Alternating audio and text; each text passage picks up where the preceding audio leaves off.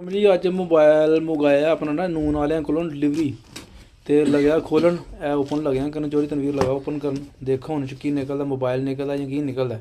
अगे दो तीन चीज़ा मंगाइया तो नून वाले ने 2 नंबर घलियां ने ठीक है। तो हूँ तनवीर लगा इन ओपन करन तो देखने अपना ना मोबाइल निकलता कि हूँ होंगे देखो तनवीर छुरी ना घट इनू अगे 2-3 बारी तेल भी मंगाया होर भी एक दो चीज़ मंगाई है तो उन्हें सही नहीं घली ठीक है ना। नैशनल की इस्त्री मंगाई थी वो भी नहीं सही घली उन्होंने वो 2 नंबर जी पारस की घल छड़ी उन्होंने मलेशिया वाली।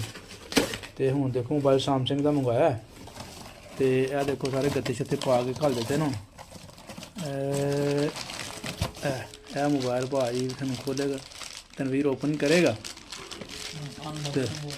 अनबॉक्सिंग हो रही है जी। क्या बात है क्या बात है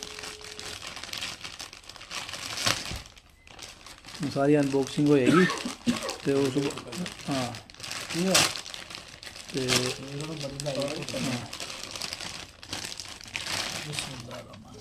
क्या बात है मोबाइल सामने करो तनवीर साहब केड़ा वही सैमसंग का जो तुम ऑर्डर किया गलैक्सी ठीक है ना A36 हाँ जी गलैक्सी A36 ठीक है जी A36 5G ठीक है जी वही है जी इनू एदे छुरी ना करो जी स्कैन ना करो इनू ठीक है जी। तनवीर साहब माशाल्लाह जी मैं कहना कि क्या बात है ये बड़े अपना ना नून वाले कोई चीज़ा मंगाने अमेजोन तो ही मंगाना लेकिन नून वाले 2-3 बारी 2 ने भी की थी साढ़े नाल ते भी वापस कर देती चीज़ा। तो ऐसी सैमसंग का मोबाइल मंगवाया देखो निकलता की है हम अपना ना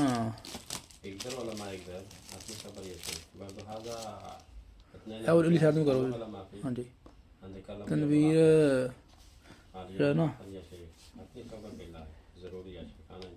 खैर नहीं कट नहीं छुरी नजर है वो इधर नहीं इधर भी है क्या बात है ये मोबाइल क्या बात है कटो स्टिक लाओ तो जी मोबाइल की बैक साइड दसो पहले है मोबाइल है जी सैमसंग का A36 ठीक है जी 5G तो हूँ पेपर लाता उतों क्या बात है और तनवीर इस अलावा होर की मोबाइल निकले होर भी कुछ चेक कर रहे होर कोई शै नहीं हाँ हौसला निकलिया या की निकलिया कोई लीड शीड अगे पिछे वो है पिन हैगी मैं लीड हैगी है चार्जिंग वाली तो चेक करो भला चार्जिंग लीड पहले आंदा चार्जिंग भी आंदा रहा हैंड फ्री भी आती रही है एक ग्लास पेपर आंदा रहा हूँ वो भी नहीं आ रहा क्योंकि कितना शॉर्ट कर गए ना कंपनी वाले ने जाँच दसी ना अपना पिछे छिड़के डाटा केबल ही सिर्फ अपना चार्जिंग अपना केबल आ रहा कोई चीज़ नहीं हैगी।